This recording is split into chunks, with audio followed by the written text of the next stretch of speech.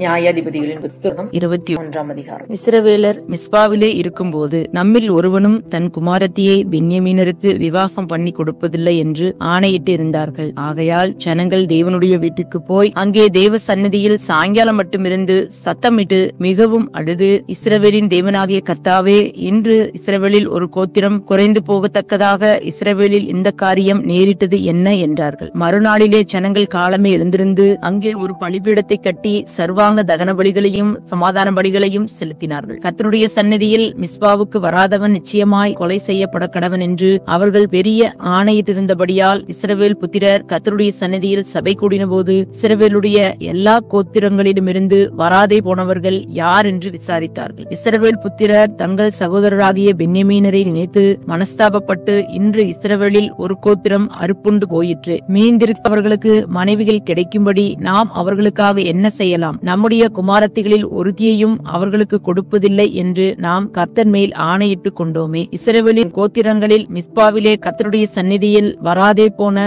யாதொருவர் உண்டோ என்று விசாரித்தார்கள். அப்பொழுது கீலேயாத்திலுள்ள யாபேசின் மனுஷரில் ஒருவரும் பாளையத்தில் சபை கூடின போது வரவில்லை. ஜனங்கள் இலக்கம் பார்க்கப்பட்ட போது கீலேயாத்தில் இருக்கிற யாபேசின் குடிகளில் அங்கே ஒருவரும் இருந்ததில்லை. உடனே சபையார் பலவான்களில் 12,000 பேரை அங்கே அழைத்து, நீங்கள் போய் கீலேயாத்தில் உள்ள யாபேசின் குடிகளை ஸ்திரீகளோடும் பிள்ளைகளோடும் பட்டய கருக்கினால் வெட்டுங்கள். சகல ஆண் பிள்ளைகளையும் புருஷரை அறிந்த சகல பெண் பிள்ளைகளையும் சங்கரிக்க கடவீர்கள் என்று அவர்களுக்கு கட்டளையிட்டு அனுப்பினார்கள். இவர்கள் கீலேயாத்தில் உள்ள யாபேசின் குடிகளிடத்திலே புருஷரை அறியாத 400 கன்னி பெண்களை கண்டுபிடித்து அவர்களை கானான் தேசமான சீலோவில் இருக்கிற பாளையத்திற்கு கொண்டு வந்தார்கள். அப்பொழுது ரிம்மோன் கண்மலையில் இருக்கிற பென்யமீன் புத்திரரோடு பேசவும் அவர்களுக்கு சமாதானம் கூறவும் சபையார் எல்லாரும் மனுஷரை அனுப்பினார்கள். அப்படியே அக்காலத்தில் பென்யமீனர் திரும்ப வந்தார்கள். கீலேயாத்தில் இருக்கிற யாபேசின் ஸ்திரீகளில் உயிரோடு வைத்த பெண்களை அவர்களுக்கு கொடுத்தார்கள். அப்படி செய்தும் அவர்கள் தொகைக்கு காணாதிருந்தது.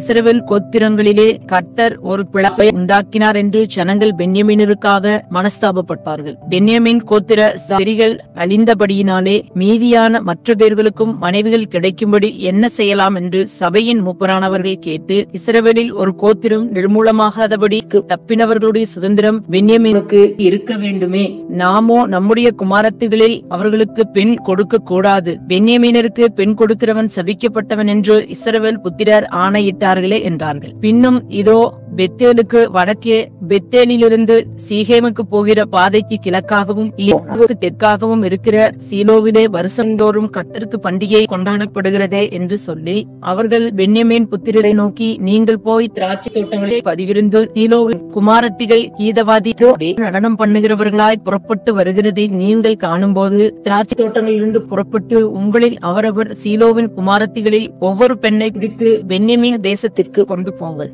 அவர்களுடைய தகப்பன்மாராகிலும் சகோதரராகிலும் எங்களிடத்தில் முறையிட வரும்போது நாங்கள் அவர்களை நோக்கி, எங்கள் நிமித்தம் அவர்களுக்கு தயவு செய்யுங்கள், நாங்கள் யுத்தம் பண்ணி அவனவனுக்கு மனைவியை வாங்கி கொடுக்கவில்லை. உங்கள் மேல் குற்றம் உண்டாக இப்போது நீங்கள் அவர்களுக்கு மனைவிகளை கொடுக்கவும் இல்லை என்போம் என்று சொன்னார்கள். பென்யமீன் புத்திரர் அப்படியே செய்து நடனம் பண்ணுகிறவர்களிலே தங்கள் தொகைக்கு சரியான பெண்களை மனைவிகளாக பிடித்துக் கொண்டு தங்கள் சுதந்திரத்திற்கு திரும்பி போய் பட்டணங்களை புதுப்பித்து கட்டி அவைகளில் குடியிருந்தார்கள். இஸ்ரவேல் புத்திரரும் அக்காலத்திலே அவ்விடம் விட்டு அவரவர் தங்கள் கோத்திரத்துக்கும் தங்கள் குடும்பத்துக்கும் போய் அவரவர் தங்கள் சுதந்திரத்தில் சேர்ந்தார்கள். அந்நாட்களிலே இஸ்ரவேலில் ராஜா இல்லை, அவனவன் தன் தன் பார்வைக்கு சரிபோனபடி செய்து வந்தான் என்பதே. ஆமென்.